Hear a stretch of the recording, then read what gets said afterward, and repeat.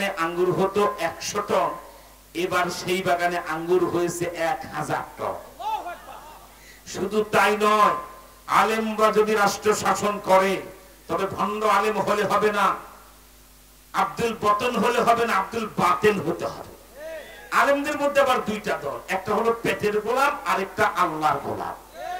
পেটের গোলাম কারা?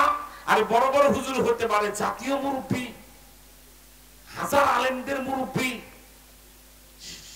মদখোর হারামখোর স্বরাষ্ট্রমন্ত্রীর পাশে বসায়া যারা খতনে বুখারী করতে মজা পাইতেন, ওগুলো হলো আব্দুল বতন পেটের গোলাম। আল্লামা মামুনুল হক বাংলাদেশের ভবিষ্যৎ প্রধানমন্ত্রী, মনে রাখবা। বাংলাদেশে আমিরুল মুমিনিন ভবিষ্যৎ ইনশাআল্লাহ, মনে রাখবা। যেই বড় হুজুর স্বরাষ্ট্রমন্ত্রীর মতো মদখোরের পাশে বসায় বুখারী খতম করতেন, ওই বড় হুজুরের বাপ দাদা 14 গোষ্ঠীর চেয়ে মামুনুল হকের বাপের মর্যাদা বেশি। শেখুল হাদিস ইবনে শেখুল হাদিস আল্লামা আজিজুল হক, 1000 বছরে এমন পণ্ডিত শেখুল হাদিস হয় না, ঠিক কিনা বলেন? তার ছেলে আবার মামুনুল হক কে? ওই হুজুররা ভালো করে জানতেন মামুনুল হক সেই ব্যক্তি 1997 সালে সারা বাংলাদেশে বেফাকে 1 নাম্বার ছাত্র। বাংলাদেশে ঢাকা ইউনিভার্সিটি থেকে মাস্টার্স, কওমি মাদ্রাসায় পড়ুয়া কোন হুজুর ঢাকা ইউনিভার্সিটি থেকে মাস্টার্স খুব কম পাওয়া যাবে, ঠিক কিনা বলে? আবার উন্মুক্ত বিশ্ববিদ্যালয়ের খণ্ডকালীন শিক্ষক। তারপর আল্লাহ পাক মামুনুল হককে তৈরি করছেন ওইভাবে, বাস্তাতান ফিল ইলমি ওয়াল জিসম। সাইজটা এমন কলা গাছের মতো বানাইছে, শেখ মুজিবের চেয়ে 1 ইঞ্চি লম্বা। 13 লাখ লোকের মাঝখানে হাঁটলো, মাথাটা ওই যে মামুনুল হক, ওই যে মামুনুল হক, ওই যে মামুনুল হক। মানে 13 লাখ লোকের মাঝখানে হাঁটলো, মাথাটা দেখা যায়। আল্লাহু আকবার। জানো মামুনুল হক কারে কয়? ডক্টর ইউনূস আর সেনা প্রধান, এখন কি যেন বলা হয়, ওয়াকারুজ্জামান, রাষ্ট্রের কোন সিদ্ধান্ত মামুনুল হকের সাথে পরামর্শ করা ছাড়া নেয় না। সেনা প্রধান কারোর সাথে কথা বলে আগে মামুনুল হককে ফোন করে, মামুন ভাই আসেন, কথা আছে। ডক্টর ইউনূস সব নেতারা আসুক, ভালো করে বুঝে ফেলছে মামুনুল হক। কারণ আমি তো জেলখানা থেকে বের হয়ে বলেছিলাম, Sheikh Mujib and Zia ex dream, Mamunul Haq is reality. Zia Mujib অতীত স্বপ্ন, মামুনুল হক বাস্তবতা। মামুনুল হকের সামনে বাংলার উমর, মামুনুল হক মোল্লা উমর, ঠিক কিনা ধরো কর।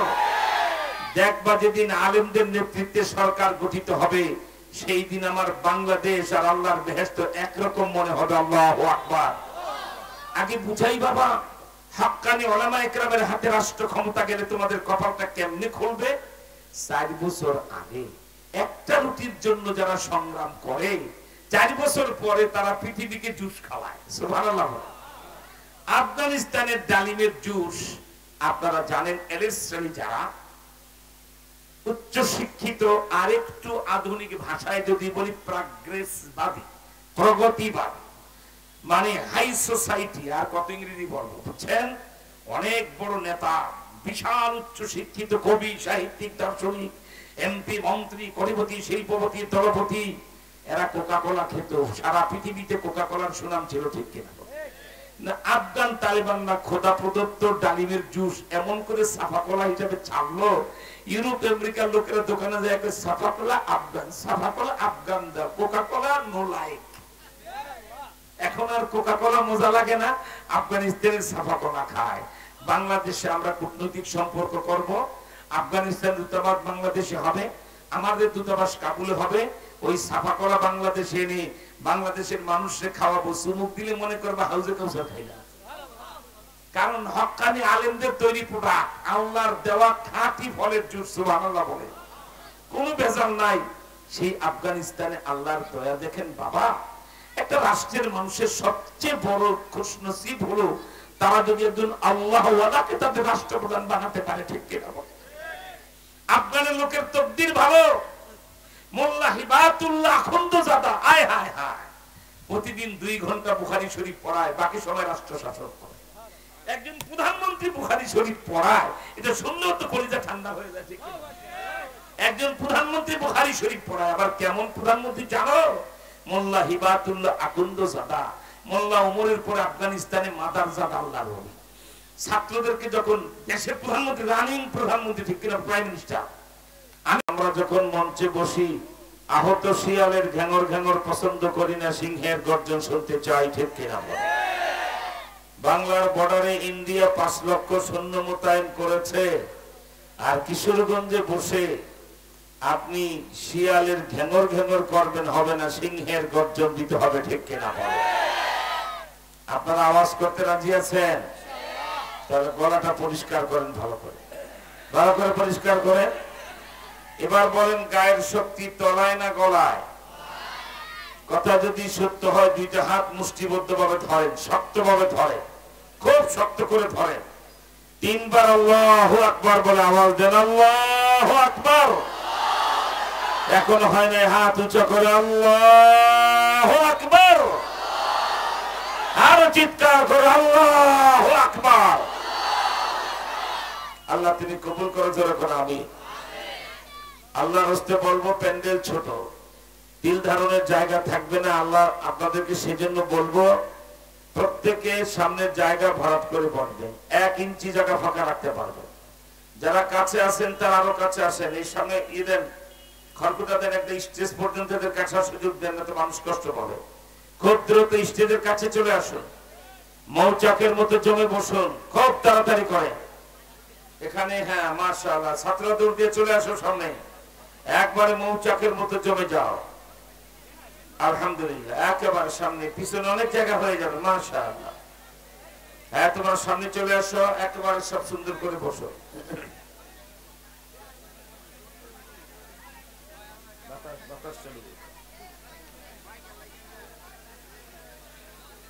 বাস, খামোশ, কোন কথা বলা যাবে না, কথা না বলে এগিয়ে আসতে হবে। ফাঁক ফোকর বন্ধ করেন। এখানে ফাঁক রাখছেন কেন? ওয়াজ মাহফিলে ফাঁক রাখলে সুন্নতের খেলাফ গুনাহ হবে। যে যত তাড়াতাড়ি সামনে এগিয়ে আসবেন, তার গুনাহ আল্লাহ তত তাড়াতাড়ি ক্ষমা করে দেবেন। এবং অন্য ভাই যেন এসে আরামে বসতে পারে, আরেক ভাইয়ের জন্য যিনি একটু জায়গা করে দিবেন, আল্লাহ বেহেশতে আপনার জন্য জায়গা করে দিবেন। সুতরাং 1 ইঞ্চি জায়গাও কারো সামনে ফাঁকা থাকবে না, এইভাবে মৌচাকের মতো পড়বেন। রাস্তায় যারা দাঁড়িয়ে আছেন, ওয়াজ মাহফিলে উকি ঝুঁকি মেরে দেখার কিছু নয়, এখানে কান দিয়ে শুনে বুঝার কিছু, ঠিক কিনা? অতএব আপনারা রাস্তাঘাট বন্ধ না করে রাস্তায় গাড়ি ঘোড়া চলার স্বাভাবিক অবস্থা রেখে আপনারা নিচে নেমে আসুন, প্যান্ডেলে জমে বসেন। যদি জায়গা না হয়, আমরা এক ভাই আরেক ভাইকে কোলে নিয়ে বসবো, তবু আমরা মানুষকে কষ্ট দেব না। কে বলেন ঠিক না? আল্লাহ কবুল করেন, বলেন আমিন।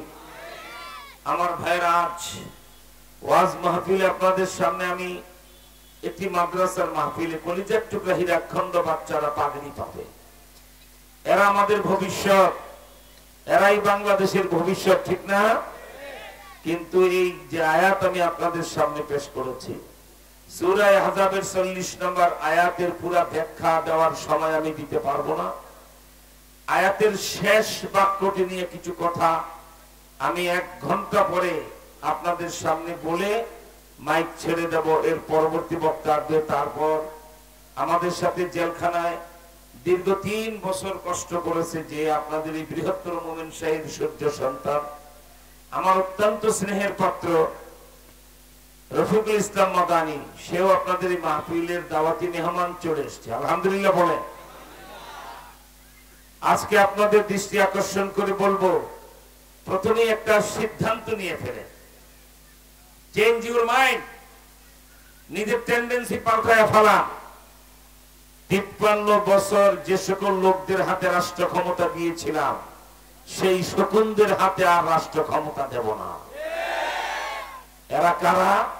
মাথায় টুপি নাই, গালে দাড়ি নাই, ওজুর আগে মেসওয়াক নাই, খাওয়ার আগে দস্তরখান নাই, কথা বললে মিথ্যা বলতো, খাইলে হারাম খাইতো, নেতা হলে দুর্নীতি করত, সরকারি কর্মকর্তা হলে কুত্তার পায়খানা খাওয়ার মতো ঘুষ খেত। এই কুলাঙ্গার জাতির হাতে, এই সম্প্রদায়ের হাতে আমরা রাষ্ট্র ক্ষমতা দেব না, ঠিক কিনা? কারণ 53 বছরের সব দেখা শেষ, এবার আল কোরআনের বাংলাদেশ। তাই মনে রাখবেন, ভূমিকায় বলে দেই, তারপরে আপনাদেরকে বলছি, এখানে যে বহাল তবিয়তে আলোক সজ্জিত প্যান্ডেলে মাহফিল শুনতে বসেছেন, আপনার জানা নাই প্রতিবেশী রাষ্ট্র ভারত গোপনে নীরবে 5 লক্ষ ভারতীয় সৈন্য বাংলাদেশের বর্ডারে মোতায়েন করে বানরের বাচ্চা ভারত বাঘ বাংলাদেশকে ভয় দেখাতে চায়। তারা মুহূর্তের ভিতরে বাংলাদেশ দখল করে আপনার এই প্যান্ডেল ওয়াজ মাহফিলের প্যান্ডেলকে পূজা মণ্ডপ বানিয়ে ফেলতে চায়। মোদী সাহেব এত সস্তা নয়। বাংলাদেশে 18 কোটি মানুষ, 17 কোটি মুসলমানের 18 কোটি মুসলমানের 37 কোটি হাত একবার যদি গর্জে উঠে বাংলাদেশের মাটি 1 ইঞ্চি ক্রস করে দেখেন, একটা আঙ্গুল যদি বাংলাদেশের সীমানায় আপনার সৈন্যরা ফেলে 24 ঘন্টার ভিতরে কলকাতা দখল করে কলেমার পতাকা রাইটার বিল্ডিং উড়াই দেবো। ঠিক কিনা যারা? এই যুদ্ধে কারা শরীক হবে? হাত তুলে আল্লাহু আকবার বলে দেখা, নারা তাকবীর, আল্লাহু আকবার আওয়াজ দিয়ে দেখা। আল্লাহ কবুল করেন, বলেন আমিন। আমার ভাইয়ের আপনাদের যে দৃষ্টি আকর্ষণ, বাতাস গায়ে লাগতে ছোট বাচ্চা, হ্যাঁ মুফতি সাহেব, হ্যাঁ আমার ভাইরা খুব ভালো করে বুঝার চেষ্টা করবেন। বাংলাদেশটা নিয়ে 24 ঘন্টা ষড়যন্ত্র চলছে। আর একজন নারী সে এত নিকৃষ্ট হতে পারে, এত কুলাঙ্গার হতে পারে, এত কুজাত হতে পারে, ক্ষমতা গেছে যাক, কিন্তু দেশটা আমার বাপ দাদার জন্মস্থান, আমার জন্মস্থান, সে মাটির বিরুদ্ধে তো আমি ষড়যন্ত্র করতে পারি না। উনি শাড়ি রাস্তায় ফেলে হেলিকপ্টারে উপরে ফুট করে যায় নিজের বয়ফ্রেন্ড মোদির বুকে বসে 24 ঘন্টা তিনি দাবা খেলতেছেন বাংলাদেশে। আপনার দাবা খেলা সফল হবে না। আপনার যেই দাদার খুঁটার জোরে নাচেন 2030-40 সালের মধ্যে আপনার দাদার রাষ্ট্রটা 14টা টুকরা হবে। সেদিন মজা বুঝবেন। ঠিক কিনা জোরে বলে আমার ভাইরা? সেজন্য আপনাদের সামনে গজওয়াতুল হিন্দের গুরুত্বপূর্ণ কিছু কথা আমি পেশ করে যাব। প্রত্যেকটা মুসলমান তা ধারণ করে প্রস্তুতি নিয়ে থাকবেন যে মুশরিক রাষ্ট্র, মূর্তি পূজারী রাষ্ট্র ইন্ডিয়াকে, হিন্দুস্তানকে আমরা চুল পরিমাণ ছাড় আর দেব না। আমার ভাইরা, আল্লাহর দরবারে আমরা লক্ষ কোটি শুকরিয়া আদায় করি। আল্লাহ পাক আমাদেরকে মুসলমান হওয়ার তৌফিক দিয়েছেন। আর লক্ষ কোটি শুকরিয়া কোরআনে কারীমের মতো কিতাব আল্লাহ পাক আমাদেরকে দিয়েছেন। আরো লক্ষ কোটি শুকরিয়া আল্লাহ পাকের দরবারে, যদিও ছোট্ট ভূখণ্ড বাংলাদেশের মতো পীর আউলিয়া গাউস কুতুব ওলি আল্লাহর দেশে আমাদেরকে জন্মস্থান বানিয়েছে। সেজন্য বাবা আপনাদের দৃষ্টি আকর্ষণ করে বলি, জাতির ঐক্যের সময় এসেছে। সর্বদলীয় মুসলমানরা ভাই ভাই হয়ে যান। আমরা সীসাটানা প্রাচীরের মতো ঐক্য গড়ে তুলব। গতকালকে আমাদের বাংলাদেশের প্রধান উপদেষ্টা, যিনি প্রধানমন্ত্রী চেয়ারে বসা, ডক্টর ইউনূস সাহেব, তিনি সর্বদলীয় বৈঠক ডেকে ইতিহাসে স্বর্ণাক্ষরে তার নাম লিখিয়েছেন। সকল দল তার সাথে ওয়াদাবদ্ধ হয়েছে বাংলাদেশ রক্ষায়, স্বাধীনতা রক্ষায়, ইসলাম রক্ষায়, লাল সবুজের পতাকা রক্ষায় সরকারের হাতের সাথে 18 কোটি মানুষের 70 কোটি হাত একসাথে থাকবে। ঠিক কিনা? তাই আপনাদেরকে বলবো, বিস্তারিত বলার সময় দিতে পারবো না। মুসলমানের দেশে হিন্দু জঙ্গি সংগঠন ইসকনের লোকেরা চট্টগ্রামে একটা মুসলমানের সন্তান নামাজি দিনদার অ্যাডভোকেট সাইফুল ইসলাম আলিফকে কোট চত্বরে ফেলে মাথা পাথর দিয়ে থেতলায়া ছুরি দিয়ে গলা কেটে হত্যা করার সাহস পেয়েছে। এটা কিভাবে? বাংলায় প্রভাব বাক্য আছে, ছাগল নাচে খুঁটার জোরে। ঠিক কিনা? ভারত 1000 কোটি টাকা দিয়ে ইসকনকে মাঠে নামিয়েছে। আগামীকাল থেকে আপনারা ইসকনের সন্ধানে নেমে যাবেন। ইসকন যেখানে পাওয়া যাবে সেখানে হাত পা ভেঙে তাদেরকে থানায় জমা দিবে। কারণ ইসকনের সদস্যরা বাংলাদেশের এখন মির্জাফর আর বেঈমানে পরিণত হয়েছে। আমার ভাইরা, তারা জয় শ্রীরাম বাংলাদেশে স্লোগান চালু করতে চায়। ইন্ডিয়ার ওই কুলাঙ্গার বিজেপি জয় শ্রীরাম স্লোগান দিয়ে আমাদের বাবরি মসজিদ ভেঙেছে। ঠিক কিনা? সেজন্য তাদেরকে আর চুল পরিমাণ ছাড় দেওয়া হবে না। তবে বাবা আপনাদের দৃষ্টি আকর্ষণ করে বলি, বিপদ মুহূর্তে দুনিয়াদার কোন হারামখোর নেতার নেতৃত্বে চললে হবে না। এবার বাংলাদেশের লোককে হক্কানি উলামায়ে কেরামকে অনুসরণ করে চলতে হবে, ঠিক কিনা বলে? আমার ভাইরা, আপনারা জানেন 47 সালে আমাদের স্লোগান ছিল ইংরেজ খেদাও। 1952 সালে বাংলাদেশের স্লোগান ছিল এক দফা এক দাবি, রাষ্ট্রভাষা বাংলা চাই। 1971 সালে বাংলাদেশের স্লোগান ছিল পদ্মা মেঘনা যমুনা তোমার আমার ঠিকানা। এবার 2024-25 সাল থেকে বাংলাদেশের মানুষের স্লোগান হলো তোমার আমার ঠিকানা কোরআন হাদিস ওলামা, ঠিক কিনা জোরে কর? কোরআন হাদিস ছাড়া কোন নীতি মানি না, আর ওলামায়ে কেরাম ছাড়া কাউকে নেতা বানাবো না। ওরা শিয়ালের ভূমিকায় নির্বাচনের সময় আসে, সারা বছর মাথায় টুপি নাই, ভোট আসলে ওরা ডিঙ্গি মার্কা টুপি, নকুরি মার্কা স্যান্ডেল, আর কি বলা হয় চাকরি মার্কা জুতা পরে তারা আমাদের সামনে আসে। এমন টুপি মাথায় দিয়ে আসে যা শীত করলে 4.5 কেজি আটা ধরবে। 12 মাস টুপি এদের মাথায় দেখা যায় না। এরা জনগণকে ধোঁকা দিয়ে বোকা বানিয়ে ভোট নেয়। এবার বাংলাদেশের মুসলমানের সময় এসেছে কথা বলা। 53 বছর বাংলাদেশে যাদেরকে ভোট দিলাম, কেউ নবীর শত্রুকে শাস্তির ব্যবস্থা করে না। আমি এই মুহূর্তে লন্ডন হাইড পার্কে কথা বলছি না, কলকাতার টিপু সুলতান মসজিদ চত্বরে আমি মাহফিলে কথা বলছি না, সৌদি আরবের আলবাহা আল হাজরা দাল্লা কোম্পানির শ্রমিকদেরকে নিয়ে তাফসীর মাহফিলে কথা বলছি না। এই মুহূর্তে আমি কথা বলছি বৃহত্তর মোমেন শাহীর কিশোরগঞ্জে, যে এলাকার মুসলমানেরা ইসলাম রক্ষায় কল্লা দিবে, কলমা দিবে না। আমি কি ঠিক বলেছি?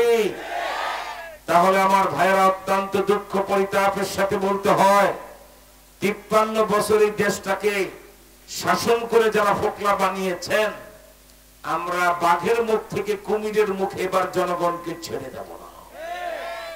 এবার বাঘ আর কুমির দুজনের মুখ থেকে মুক্ত করে এদেশের মুসলমানকে জান্নাতি পরিবেশে নিয়ে আসবো ইনশাআল্লাহ। সেজন্য আপনাদের দৃষ্টি আকর্ষণ করে আমি বলতে চাই, অত্যন্ত দুঃখ পরিতাপের বিষয়, মানুষে তো মির্জাফর হয়, বেঈমান হয়, নিমুখ হারাম হয়। এই দেশের জন্য এই মাটি মানুষের মাঝখানে থেকে আবার এই দেশের বিরুদ্ধে যারা চক্রান্ত ষড়যন্ত্র করেন, এরা ডিজিটাল মির্জাফর, এরা বেঈমান, এরা মির্জাফর, ঠিক কিনা চলে বলে? আজ বাংলাদেশের বিরুদ্ধে গভীর চক্রান্ত, ওয়াজ মাহফিলের প্যান্ডেল, ইন্ডিয়ান সোলজার সেনাবাহিনী এসে বাংলাদেশটাকে দখল করতে চায়। 5 লক্ষ সৈন্য মোতায়েন করেছেন বর্ডারে মোদী সাহেব। আপনি বাংলাদেশকে ভয় দেখাচ্ছেন। তবে একটা কথা মনে রাখবেন, আপনাদেরকে অভয় দিয়া বলি, আপনার মুসলমানকে পাত্তান মোদী না দেখ, হিন্দুরা মুসলমান হত্যা করুক, ওদের ধর্মগুরু আর ভারতের রাজনীতিবিদদের মধ্যে একটা আতঙ্ক আছে। সে আতঙ্কটা হলো মুসলমানদের ধর্মগুরু মুহাম্মদ সাল্লাল্লাহু আলাইহি ওয়াসাল্লাম যা বলেছে সব হবে, এটা ওরা বিশ্বাস করে। মুসলমানদের নবী মুহাম্মদ সাল্লাল্লাহু আলাইহি ওয়াসাল্লাম যা বলেছেন তা হবে।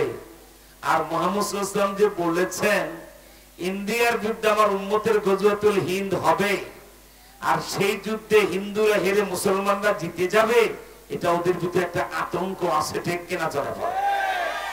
সেজন্য বাবা আপনাদের দৃষ্টি আকর্ষণ করে বলি, ব্যক্তিগত ভাবে চলুন আমরা নিজেদের আমল বিশুদ্ধ করে ফেলি। কারণ মাথায় টুপি নাই, গালে দাড়ি নাই, ওযুর আগে মেসওয়াক নাই, খাওয়ার আগে দস্তরখান নাই, কথা বললে মিথ্যা বলে, খাইলে হারাম খায়, এমন গুনাহগার ফাসিক বেঈমান মুসলমানকে আল্লাহ সাহায্য করেন না। নামাজি ছাড়া আল্লাহ কাউকে সাহায্য করেন না। আর আল্লাহর সাহায্য পেতে হলে আল্লাহর পক্ষ থেকে পরামর্শ, দুটি কাজ করো, আমি সাহায্য করব।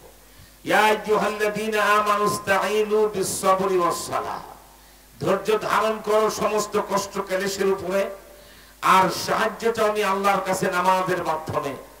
সেজন্য আমি গজওয়াতুল হিন্দের কথা, উলামায়ে কেরামদের কথা এবং আপনাদের সামনে সূরা আহজাবের 40 নম্বর আয়াতের কথা বলার আগে আমি আপনাদেরকে তৈরি করতে চাই। এই যে আজকের একটা ওয়াজ মাহফিল, অর্ধেক লোকের মাথায় টুপি নাই। কেন বাবা?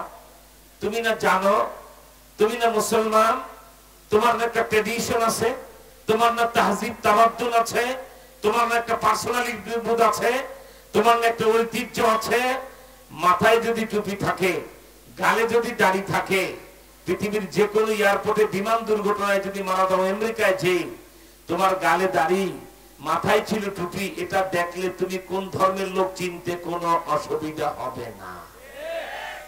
আর এই কাউয়া কাদেরের মতো যদি এই কি বলা হয় বিশ্রী শিয়ালের মতো চেহারা নিয়ে, গালে দাড়ি নাই, মাথায় টুপি নাই, যদি নিজের কি বলা হয় দাদার দেশে যাইও মরে, ইন্ডিয়ান সৈন্যরা বলবে এটারে ল্যাংটা করে দেখো কাটা না আকাটা।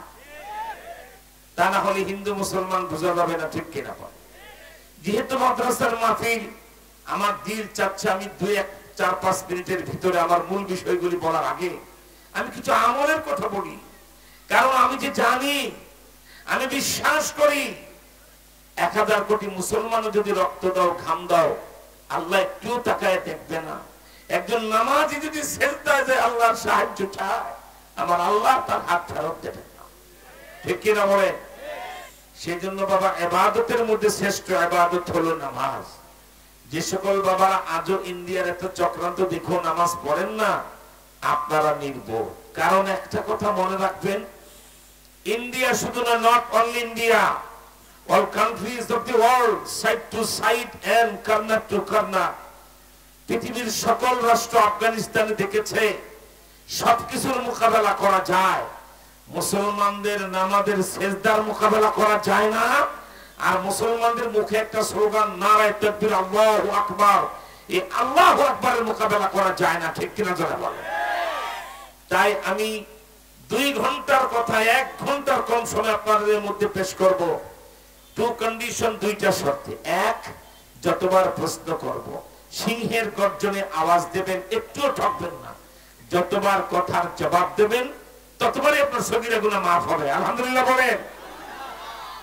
2 নাম্বার যে বিষয়টা বলবো, 3 পতন নীরবতায় অন্তরের কান দিয়ে শুনবেন, আর কাঙ্গালের মতো আল্লাহর কাছে হেদায়েত কামনা করবেন। প্রভু, উলামায়ে কেরাম যে কথাগুলি বলছে এর উপরে আমল করার জন্য আমার হেদায়েতের দুয়ার খুলে দাও, ঠিক কিনা বলেন?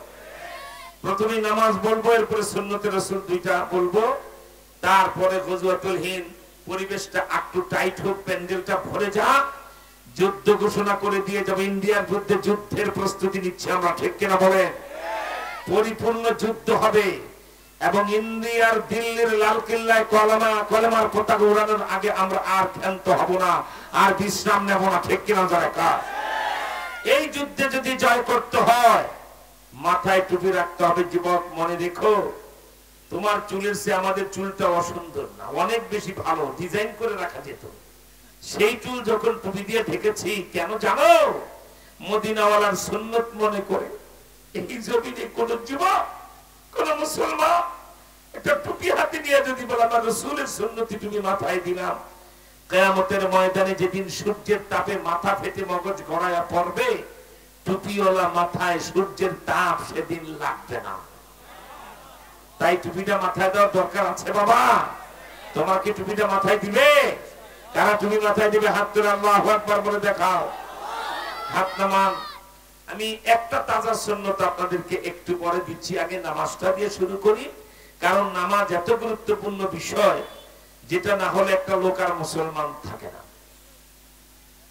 আমি আপনাদেরকে ভূমিকাই বলেছি 2 ঘন্টার কথা আমি 1 ঘন্টার কম সময় বলবো। পরবর্তী বক্তা মঞ্চে আসবেন, কথা বলবেন, দ্বীনি মাদ্রাসার জন্য তিনি মেহনত করবেন। আমার প্রিয় স্নেহের পাত্র রফিকুল ইসলাম মাদানী শেষ বয়ান করে আপনাদেরকে দোয়া করে বিদায় দিবেন। সে পর্যন্ত আপনারা সবাই থাকবেন। সেজন্য আপনাদের দৃষ্টি আকর্ষণ করে বলছি, এই যে মাদ্রাসার ব্যাপারে আজকে ছাত্ররা পাগড়ি কি বলা গ্রহণ করবে, মনে রেখো বাবা, কোন নেতা নেত্রী মরে গেলে, ক্ষমতা ছেড়ে চলে গেলে আমাদের চুল পরিমাণ ক্ষতি হয় না। শেখ মুজিব মরে গেছে, বাংলাদেশের কোন ছাতা হয়েছে? জিয়াউর রহমান মরে গেছে, বাংলাদেশের কোন কচু হয়েছে? খালেদা জিয়া ক্ষমতা হারিয়েছে, বাংলাদেশের কোন কিছু হয়েছে? শেখ হাসিনা শাড়ি থুইয়া পালিয়ে গেছে, বাংলাদেশের কি হয়েছে? মনে রেখো, নেতা চলে গেছে আমার দেশের আর ইসলামের কিছু হয় নাই, কিন্তু যে তাহসিনুল কোরআন মাদ্রাসা, এই মাদ্রাসা যদি বন্ধ হয়ে যায় তোর মাথায় টুপি থাকবে না, ইসলাম থাকবে না। মসজিদ বানাইবার স্বর্ণ দিয়া কিন্তু ইমাম পাওয়া যাবে না ইমামতি করতে, ঠিক কিনা বলে? অতএব মাদ্রাসা রক্ষা করতে হবে বুকের তাজা রক্ত দিয়া হলেও, কি বলেন ঠিক না? আমার ভাইরা চক্রান্ত হয়েছিল আওয়ামী লীগের গেল 16 বছরের আমলে বাংলাদেশে কোনো মাদ্রাসা রাখবে না, যেখানে সেখানে মাদ্রাসা করতে দিবে না। বাংলাদেশের পার্লামেন্টে দাঁড়ায় কত বড় মালাউনদেরকে তোমরা ভোট দিয়েছো, কত বড় বেঈমান আবু জেহেলার কি বলা হয় ফেরাউনকে তোমরা ভোট দিয়েছো। সব দিছি তোমাদের, না খামোশ, এত সাধু সাধবেন না, ভোট দিছি না ভোট দিছি না। বাংলাদেশের মানুষ, এই বাংলাদেশ জবাব দাও। 53 বছরে কোন আলেমকে প্রধানমন্ত্রী বানিয়েছো? এই বাংলাদেশ জবাব দাও, বাংলাদেশ। যেখানে কথা বলছি এমন একজন কুতুবের দেশ, আল্লামা আতহার আলী সাহেব রহমতুল্লাহ আলাইহি, আশরাফ আলী থানভীর খলিফা। এই জমিনে মুরাকাবা করলে আতহার আলী আল্লাহ পাকের আরশ দেখতে পাইতেন। এই জমিনে নিজে নিচের দিকে তাকাইলে সাতবিক জমিনের তলা দেখতে পাইতেন। শিক্ষাগত যোগ্যতা তোর শেখ মুজিবের 1000 বার পড়াবার ক্ষমতা রাখতো আতহার আলী। শিক্ষাগত যোগ্যতা যে জিয়াউর রহমান রে 50 বছর পড়াবার ক্ষমতা রাখতেন। ভণ্ডামি আমার সামনে করার বড় ভোট দিছি না, সেই আতহার আলীকে কেন প্রধানমন্ত্রী বানাবো নাই? কেন খেপাটে শেখ মুজিব ওই অমক তমক তাকে রাষ্ট্র ক্ষমতা দিয়েছ? আমি তোমাদেরকে চিনি। ভুল স্বীকার করবা, হুজুর ভুল হয়ে গেছে, এবার থেকে মুসলমান হিসাবে আর ভুল করব না। এবার থেকে ইসলাম ছাড়া, ওলামায়ে কেরামের নেতৃত্ব ছাড়া আর কাউকে রাষ্ট্র ক্ষমতায় বসাবো না। তোমাদের আকল জ্ঞান নাই, নুন দিয়ে ভাত খাও না, মা বাবা কি হালাল খাইয়া জন্ম দেয় নাই? 53 বছরে শেখ মুজিব, জিয়া, এরশাদ, হাসিনা, খালেদা কিছুই আমার দেশকে উপহার দিতে পারে নাই। দিয়েছে ভিক্ষুকতা, দিয়েছে আমাদেরকে গরিব বানানো, চোর ডাকাত, খুনি সন্ত্রাসী বানানো, লম্পট তৈরি করেছে। আর মাত্র 3 বছরের আলেমদের শাসন। এই বাংলাদেশ, তাকা আফগানিস্তানের দিকে। মূর্খ তোমরা, মূর্খ। ফেসবুক দেখো না, ইউটিউব দেখো না? 4 বছর আগে আমি নবী জমানার উমরি জমানায় তোমাকে নেব না। ইসলামের সে মহামানুষের খেলা তোমাদেরকে আমি দেখাবো না। তোমার বাড়ির কাছে আফগান দেখায় দেব। 4 বছর আগে আফগানের মানুষগুলি এত ভিক্ষুক হয়ে গেছিল যুদ্ধের কারণে। জঠর জ্বালায়, পেটের খিদায় কচু ঘেঁচু তারা খেত। জাতিসংঘের হেলিকপ্টার থেকে একটা রুটি ফেললে 10 জন আফগানি থামাদা ধরতে চাইতো খিদার যন্ত্রণা, ঠিক কিনা? যে আফগান মাত্র 4 বছর আগে একটা রুটির জন্য যুদ্ধ করেছে, সেই আফগান মাত্র 3 বছর আগে রাষ্ট্র ক্ষমতায় আলেমরা এসে, তালেবানরা মানি আরবি শব্দ বোকারা বুঝে না, তালেবানরা মানি এরা সব আলেমরা, আলহামদুলিল্লাহ বলে। অনেকে বলে তালেবান মানি, এটা কি জিনিস রে ভাই? সারা পৃথিবীর আতঙ্ক এখন তালেবান, ঠিক কিনা?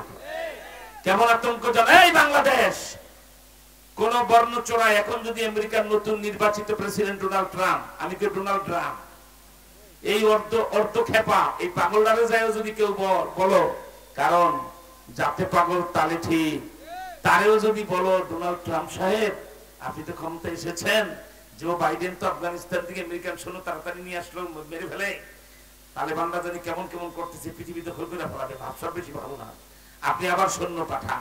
প্রস্তাব করে দেখো না, যত মাতাল আর যত পাগল কি বলবে ডোনাল্ড ট্রাম্প জানো? যে তোমার চুলকানি থাকে, তোমার দেশে সৈন্য পাঠাও। আমি যে মার খাই আসছি কিয়ামতের আগে, আর আফগানিস্তানে যাবো না। যে মার দিয়েছে জীবনে আফগানিস্তানে যাবে। তার মানে super power of the world, গোটা বিশ্বের একমাত্র ক্ষমতা ধরে এখন তালেবান। পৃথিবীর কোন রাষ্ট্রের কোন সেনাবাহিনী নেই তাদেরকে চোখ রাঙায় তাকায়। তাকাইতে বলো 24 ঘন্টায় তালেবানরা তার চোখ খুলে ফেলবে, ঠিক কিনা? এই বাংলাদেশ বুঝার চেষ্টা করো বাবা, শুধু ওয়াজ শুনলে হবে না, ওয়াজ বুঝতে হবে, ঠিক কিনা বলে? যারা 4 বছর আগে আহা একটা রুটির জন্য এই সংগ্রাম করেছে, খিদার যন্ত্রণা এমন কি ঘটে গেল মাত্র 3 বছরে, এখন সারা পৃথিবীকে তারা জুস খাওয়ায়। আফগানিস্তানে তালেবানরা ওলামায়ে কেরাম ক্ষমতায় আসার বরকতে আল্লাহ পাক এমন দয়া করেছেন, আফগানিস্তানের যে বাগানে আনার হতো 3 বছর আগে, ডালিম হতো 3 মণ, এই 2 বছর ধরে হয় 30 মণ। এই ওলামায়ে কেরামের শাসনার আলেমদেরকে যদি প্রধানমন্ত্রী আর মন্ত্রী পরিষদে ঢুকাও, আর যারা আল্লাহু আকবার আল্লাহকে ভয় করে চলে, কোরআন হাদিস দিয়ে রাষ্ট্র যদি চলে, আল্লাহ কি করে দেখো, যেই বাগান